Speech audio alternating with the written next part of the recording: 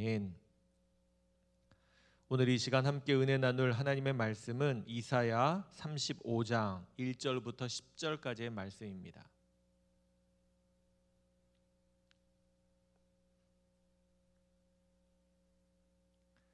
이사야 35장 1절부터 10절까지의 말씀입니다.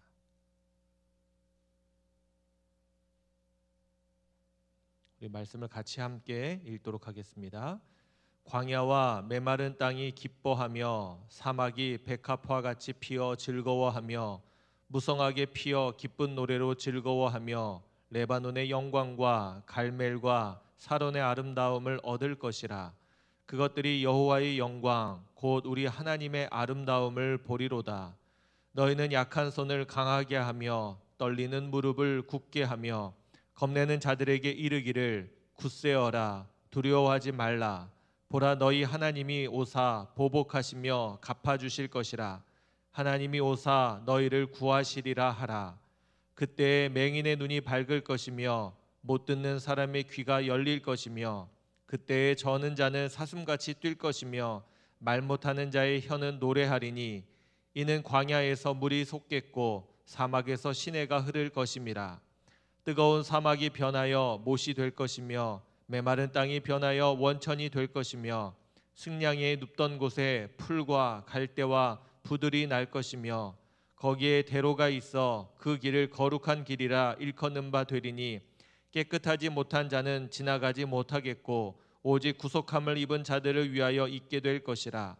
우매한 행위는 그 길로 다니지 못할 것이며 거기에는 사자가 없고 사나운 짐승이 그리로 올라가지 아니하므로 그것을 만나지 못하겠고 오직 구속함을 받은 자만 그리로 행할 것이며 여호와의 속량함을 받은 자들이 돌아오되 노래하며 시온에 이르러 그들의 머리 위에 영영한 희락을 띠고 기쁨과 즐거움을 얻으리니 슬픔과 탄식이 사라지리로다.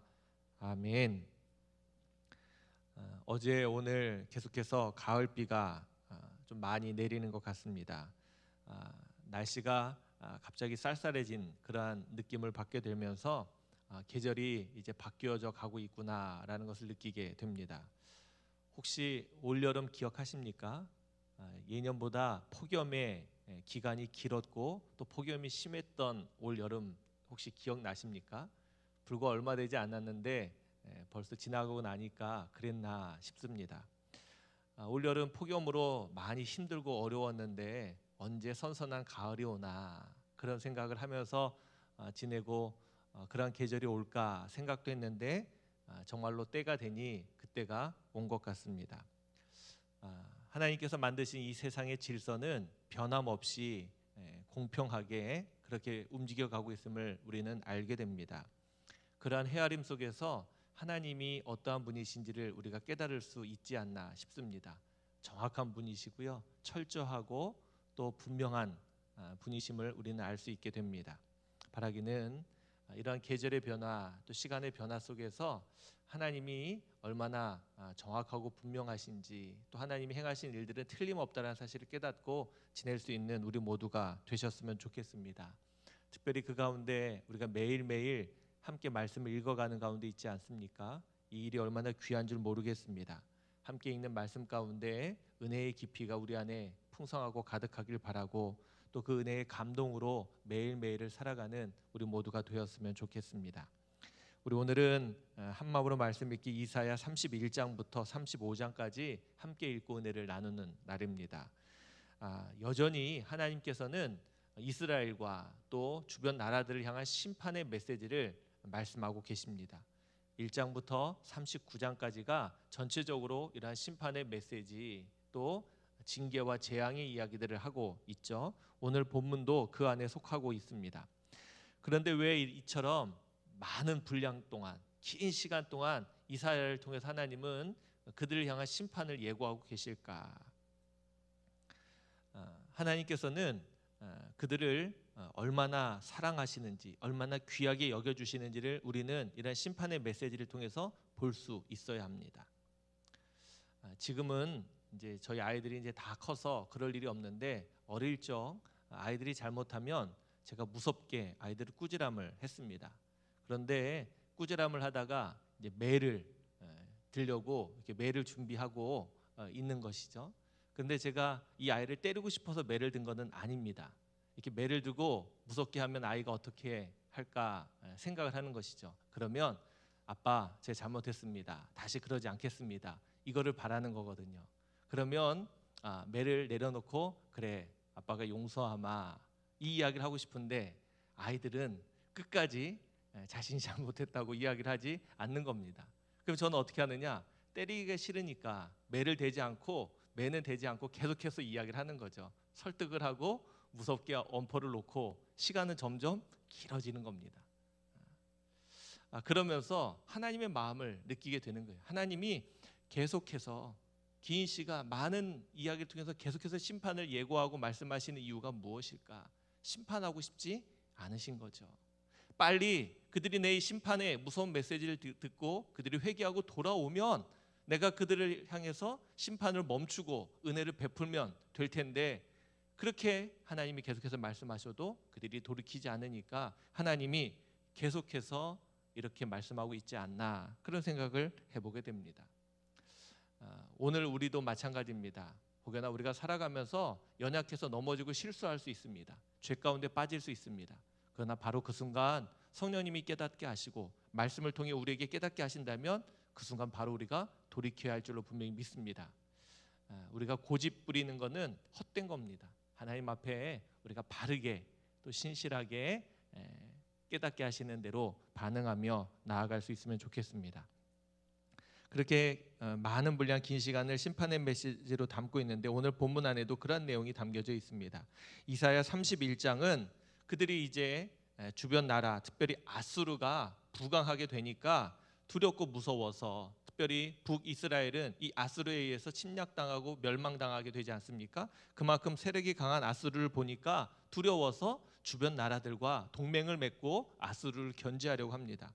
그 가운데 특별히 애굽이라는 나라가 막강한 군사력, 병거와 말들을 많이 가지고 있으니까 애굽과 손을 잡으려고 하는 겁니다.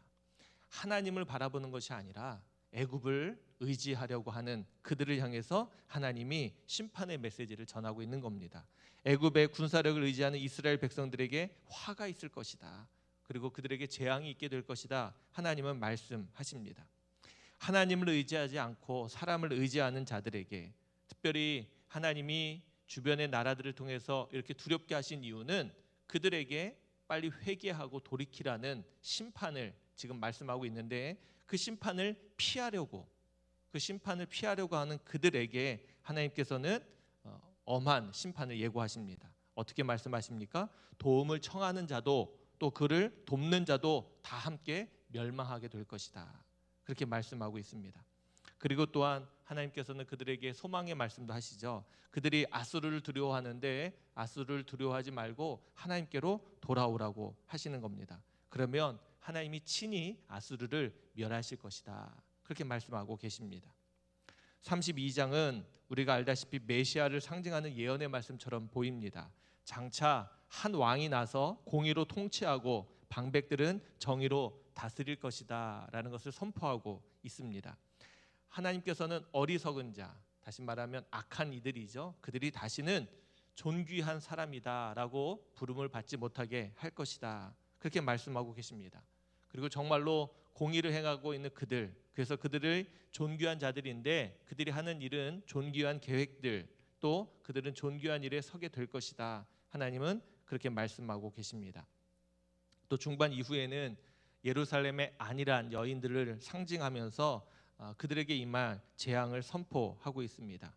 그러나 하나님께서는 위에서부터 영을 부어주셔서 광야가 아름다운 밭이 되고 또 아름다운 밭이 숲으로 바뀌게 될 것이고, 거기에는 정의와 공의가 있으며 또 그러한 열매로 화평과 영원한 평안과 안전함이 있게 될 것이다.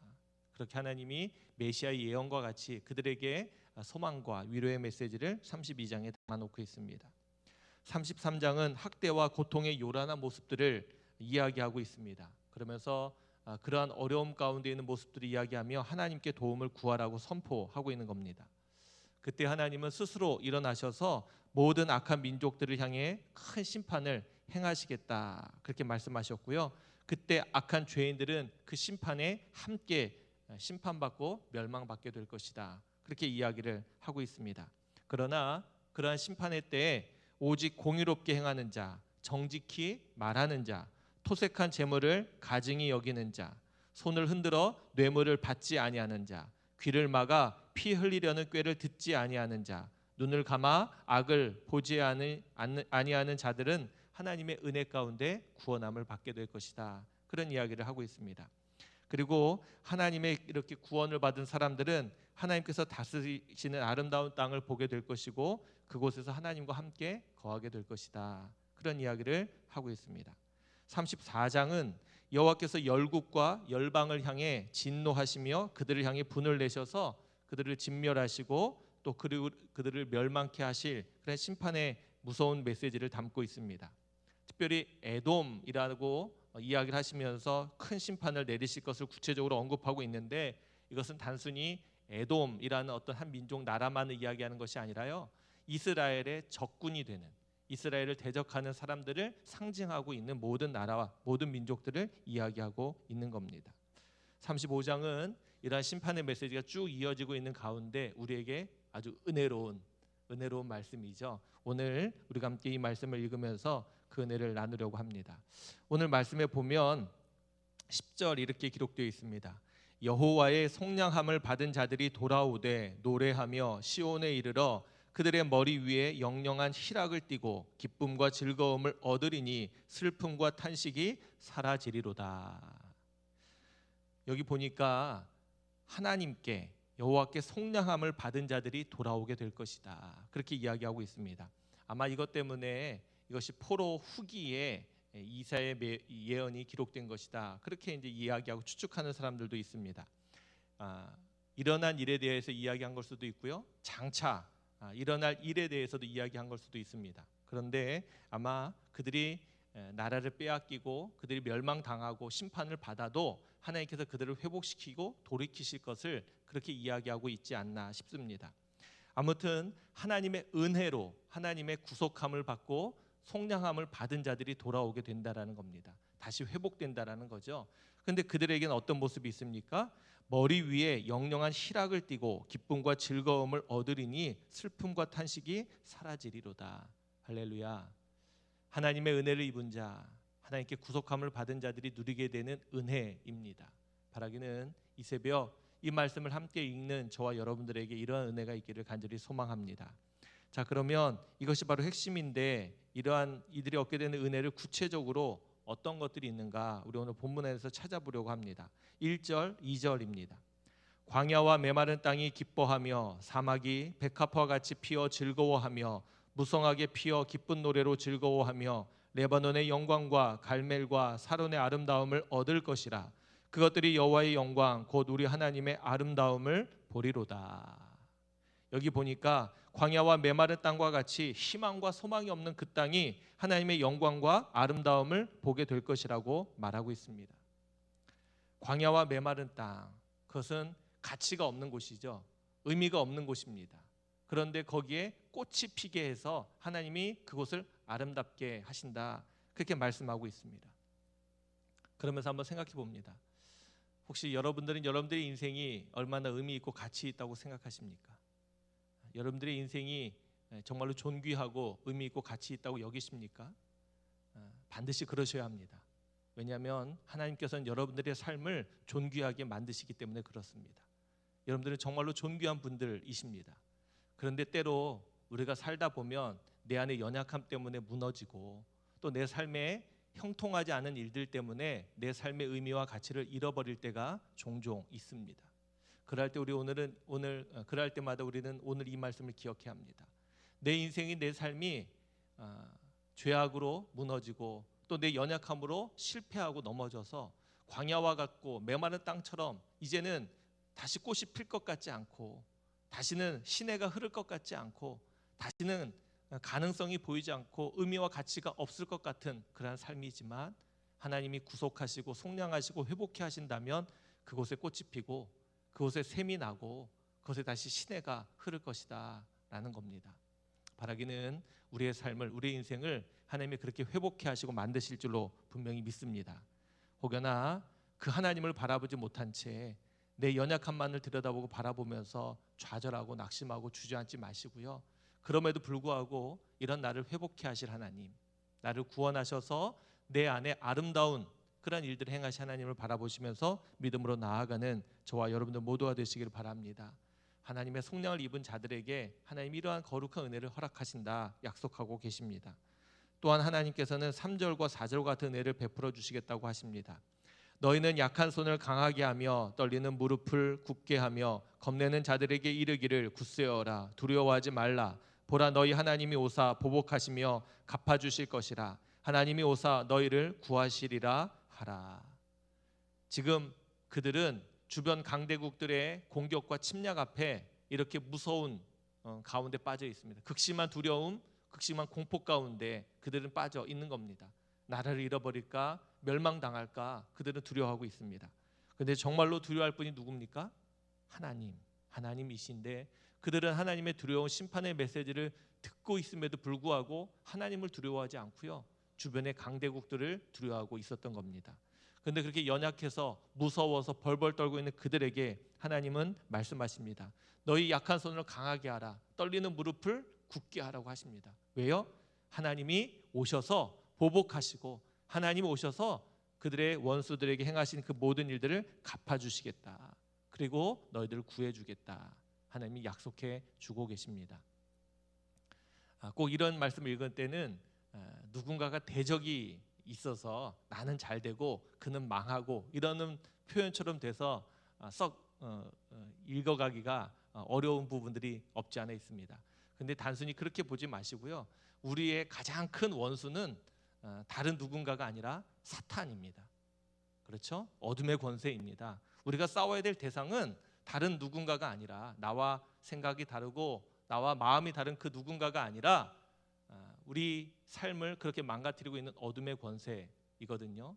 그러니까 우리가 그러한 기준 앞에서 하나님께서 원수된 그들을 물리치시고 그들 가운데 나를 구원하실 것을 믿으면서 이 말씀을 읽어가면 좋겠습니다.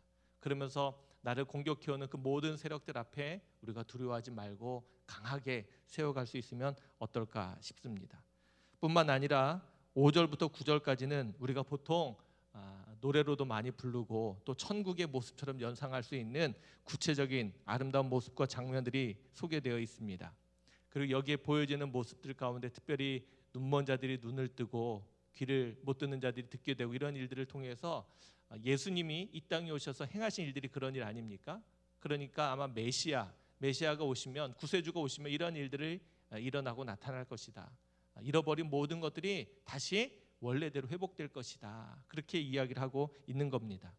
그런데 5절부터 9절까지의 말씀 가운데 특별히 저는 개인적으로 은혜가 되는 말씀이 있었습니다. 그 말씀 가운데 한 부분을 읽으려고 합니다. 8절 9절입니다. 거기에 대로가 있어 그 길을 거룩한 길이라 일컫는 바 되리니 깨끗하지 못한 자는 지나가지 못하겠고 오직 구속함을 입은 자들을 위하여 있게 될 것이라. 우매한 행위는 그 길로 다니지 못할 것이며 거기에는 사자가 없고 사나운 짐승이 그리로 올라가지 아니하므로 그것을 만나지 못하겠고 오직 구속함을 받은 자만 그리로 행할 것이며. 할렐루야. 오늘 말씀을 전체적으로 다 은혜롭고 행복하게 읽어가는 가운데 특별히 8절 9절 말씀을 읽으면서 하나님께 구속함을 받은 자들이 걸어가게 될 그 길을 한번 생각해 보게 되었습니다. 하나님이 거룩한 길이다 하면서 대로를 그들 앞에 열어놓으신 것이죠. 거기는 구속함을 입은 자들만이 들어갈 수 있다라는 거예요. 깨끗하지 못한 자들은 들어갈 수 없다.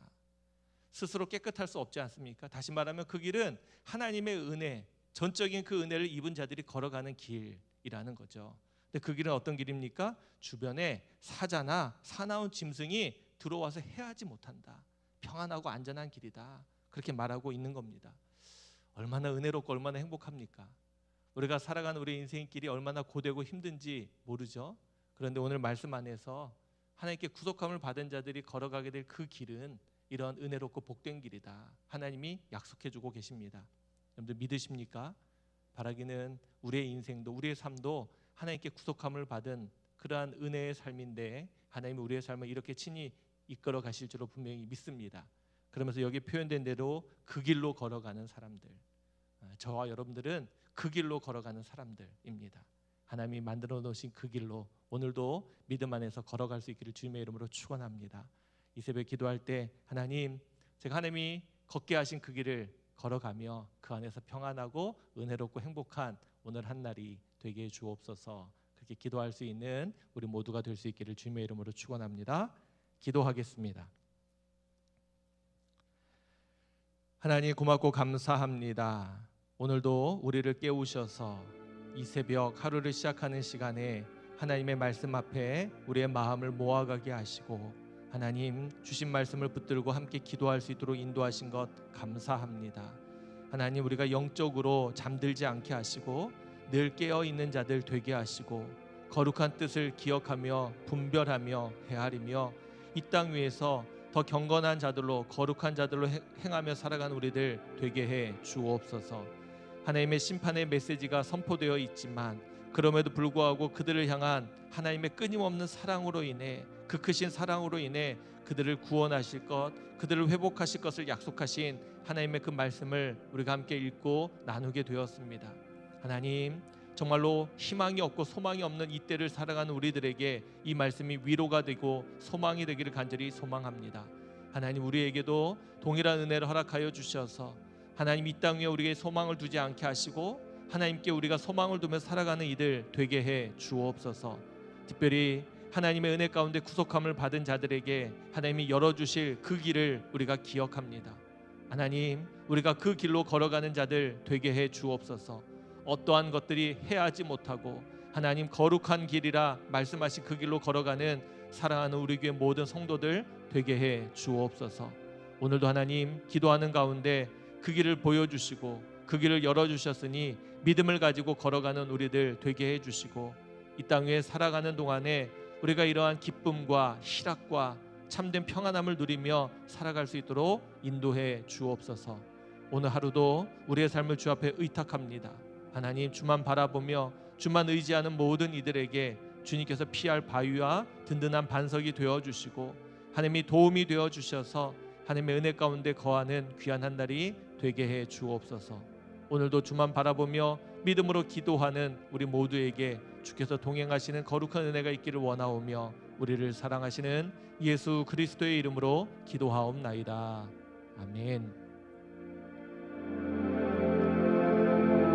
하나님 고맙고 감사합니다. 하나님의 은혜, 하나님의 사랑을 기억하며 믿음으로 살아가는 우리들, 하나님 오늘 이 새벽 다시 한번 주 앞에